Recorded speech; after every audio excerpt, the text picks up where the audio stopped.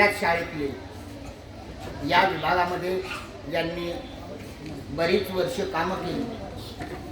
अतिशय उत्कृष्ट कामं केली, त्याचा साक्षीदार मी आहे असे कमलाकर राऊत सर या मराठी दिनानिमित्त आपल्याला प्रमुख पाहुणे म्हणून लाभलेले आहेत. आपण त्यांचं अगदी शांतपणे ऐकावं